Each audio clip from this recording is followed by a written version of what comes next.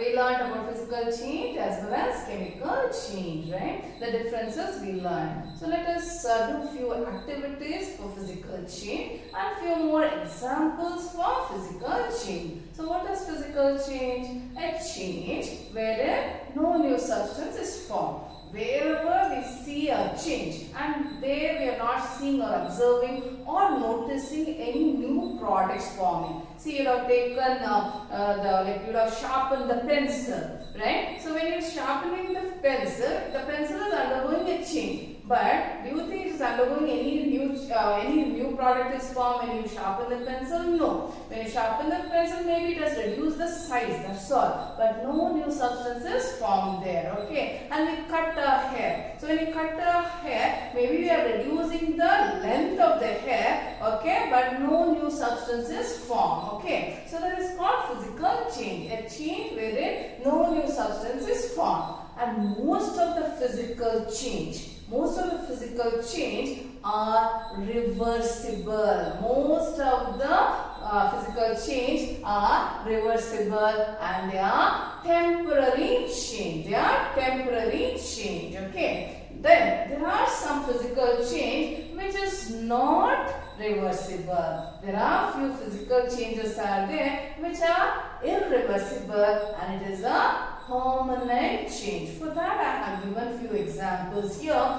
Irreversible and permanent physical change. These are examples for physical change, but it is irreversible change and it is permanent change. So what are those examples? So let us see here. So breaking of glass. When you take glass tumbler and break it, right? Can we get back that again? No. But it is a physical change. What kind of physical change is that? It is a irreversible change. And coming to chalk, right? So I have the chalk, right? When I start writing, the chalk will get reduce its size. It will become smaller and smaller. And from this smaller, can I make it into bigger chalk? No, right? So chalk getting smaller after use. So it is a irreversible, but it's a physical change. And chopped wood, that you take the wood and cut it into pieces. You chop it into pieces. Can we get back the original log of wood? No, right? That wood we cannot get it. So it is a irreversible physical change. And mixing paint color. When we mix the paint color, it is a physical change, but it is a permanent and irreversible physical change. And erosion of rock. So these are the few examples for physical change which are irreversible and they are permanent change. Okay. So let us see few examples for the physical change. Okay. Let us see activities here. Okay. So let us take a newspaper. It is a paper. Okay. I just taken a paper here. Okay. I have taken a paper. Now, if I cut this paper into several pieces, imagine I cut this paper into several pieces. So now I am cutting the paper. Okay, so I have cut the paper.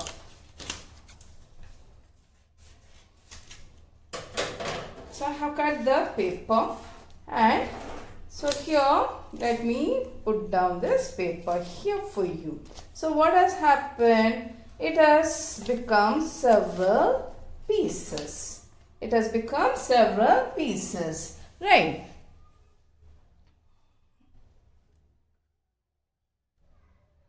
So as you can see, it has become several pieces. So is there any new change or new product form? No. No new product is formed here. What has happened is that big paper has reduced into smaller pieces of paper. Okay, so now this is a chalk, right? So we know very well when I start writing on the board, it reduces its size. Now I just broke the chalk into two pieces. So I'm just keeping here. So any new product form? No. No new product is formed. Okay, now.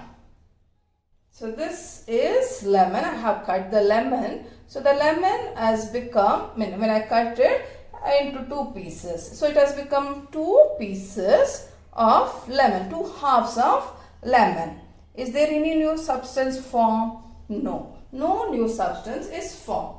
Now, I have kept here water. Okay. Now, I am taking salt here and I am dissolving salt here. Do you think any new substance formed? Of course not. No new substance is formed. Why no new substance is formed? Because we know very well when we taste the salt, it was, you know, the taste of the salt. When I drink the water here, the salt solution, it will also taste the same thing. Can I get back salt here?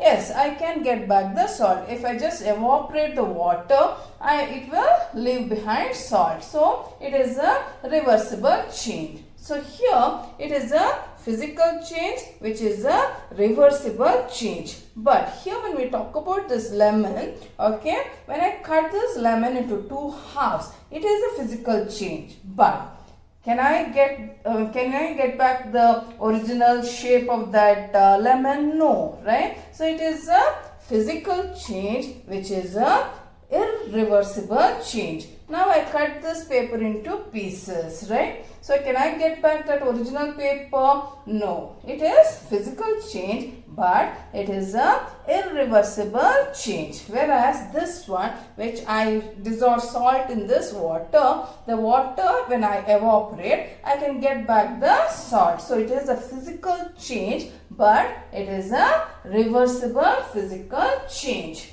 Okay, so I hope you have understood everything about physical change. So what physical change says that physical change is a change where no new substance is formed. It is irreversible. It is reversible. Most of the physical changes are reversible change, and it is a temporary change. It's not a permanent change. That is, most of the physical changes are reversible and temporary change. Okay, I hope you understood what is physical change. So let us learn about chemical change. Now let us learn about chemical change, right? So what is chemical change? A chemical change is a change in which new substance are formed. So always in a chemical change, a new substance will be formed, right? So that is chemical change, and it is always irreversible change, okay? And it's a permanent change. It's a permanent change. And the substances which are undergoing a change will lose its original property. That's why I gave you the example of milk changing into curd. So the milk is undergoing change and it becomes curd and it will lose its original properties. That is, if the property of milk is sweet to taste and curd will become sour to taste. Okay, so that's about substances which undergo a change without chemical change. So what does chemical change say? Chemical change is a change in which new substances are formed. But here, when we look at candle, when we light the candle, we can see both physical change as well as chemical change taking place. So how to identify which is physical change and which is chemical change? When we light the candle, we know the candle is made up of wax. The wax will start melting. When wax starts melting, so it is changed, right? It has become liquidy. Can I make that wax again solid? Yes. When I cool it down, the wax will become solid. So it is a physical change. It is a reversible physical change. But when we closely observe the burning of the candle, we know wax is melting, which is an example for physical change. At the same time, the flame, right? It is giving out carbon dioxide and water. A new substance are formed there. So which is an example for a chemical change. Okay. So here in burning of candle, we can see both physical change as well as chemical change. So you can see the wax, right? So the wax, it is melted, and as soon as it will cool down, it becomes solid. But when I when you look at this, anything with children, anything which is burning, it will give out carbon dioxide and water. Combustion of any substance will give out carbon dioxide and water. Let me show you one more example for chemical change. So let us take this glass. Let me take vinegar. So this is vinegar here. Okay, can you see this? This is vinegar. Okay, I have taken vinegar in a glass and I am just pouring some amount of vinegar to it. Now let me add to this baking soda. So this is baking soda, you can see, right? So this is baking soda. This experiment you would have done during science exhibition whenever you want to show about volcanic eruption. So when we take vinegar and when I add this baking soda to it, you can see that gas which is forming. What happened there? Yes, the carbon dioxide gas which is released, it put off the candle flame, which indicates that color, the gas which is given out is carbon dioxide. Let us do once again because you wouldn't have observed that, I know. Okay. Yes, can you see? Yes, once again we'll do it. Okay.